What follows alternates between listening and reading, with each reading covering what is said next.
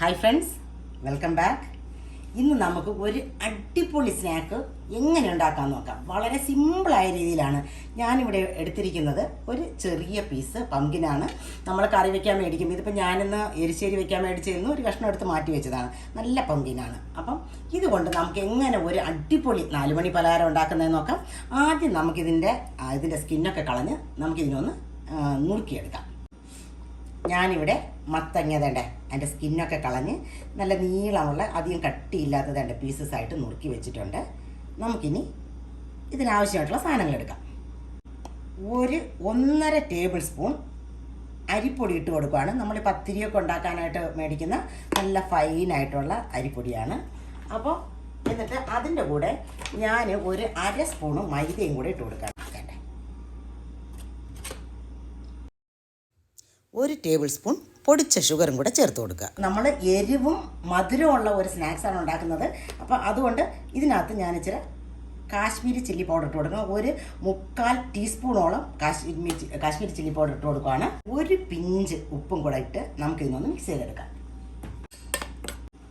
ഇതേണ്ട ഇത്രയും എളുപ്പമുള്ള ഒരു സ്നാക്കാണ്. ഇതേണ്ട ഞാനത് നല്ലവണ്ണം മിക്സ് ചെയ്ത് കൊണ്ട് വന്നിട്ടുണ്ട്. എന്നിട്ട് നമ്മൾ ഈ കഴുകി വെച്ചേക്കണം കേട്ടോ. നല്ല കഴുകിയില്ലെങ്കിൽ ഇതിന് ജലാംശം വേണം. കാരണം കുറച്ച് ഇതിൻ്റെ പുറത്ത് പറ്റി പിടിക്കണം. അതിന് വേണ്ടിയിട്ട് ഇത് കുറേശ്ശെയായിട്ട് ഇതിനകത്തോട്ടിട്ട് നല്ല കൈ കൊണ്ട് തന്നെ നല്ലവണ്ണം ഒന്ന് മിക്സ് ചെയ്യാം. വെള്ളം കൊണ്ട് കുഴക്കേണ്ട കാര്യമില്ല. ഇതിനകത്ത് ഇങ്ങനെ ജലാംശം ഉള്ളത് കാരണം ഇത് പറ്റി പിടിച്ചോളും. എന്നിട്ട് ഇതിനിപ്പോൾ എടുത്ത് വേറൊരു പാത്രത്തിലേക്ക് മാറ്റി വയ്ക്കുക. ബാക്കിയും കൂടെ നമുക്കങ്ങനെ കുഴച്ച് മാറ്റി വയ്ക്കാം. ഇതുണ്ട് ഞാനിങ്ങനെ ഒരു പ്ലേറ്റിലോട്ട് മാറ്റി വെച്ചിട്ടുണ്ട്.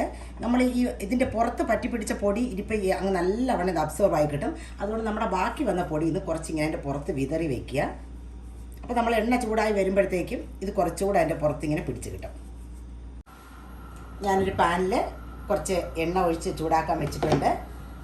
നമ്മൾ ഇതിൻ്റെ കുറച്ച് പൊടി കൂടെ വിതറിയാണ് വെച്ചേക്കുന്നത്. ഇതിൻ്റെ ഈ പൊടിയെല്ലാം ഇങ്ങനെ തട്ടിക്കളഞ്ഞിട്ട് അതിനകത്ത് പറ്റി പിടിച്ചിരിക്കുന്ന മാത്രം മതി. കുറേശ്ശെയായിട്ടിട്ട് വറുത്തെടുക്കുക.